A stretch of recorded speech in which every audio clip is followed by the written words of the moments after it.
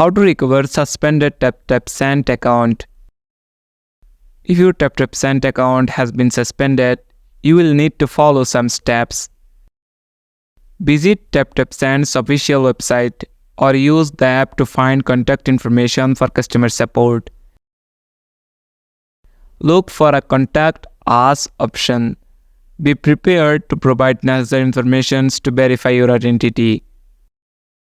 This may include your account details, transaction history, and any other information they request. Pay attention to any instructions provided by TapTap Send's customer support.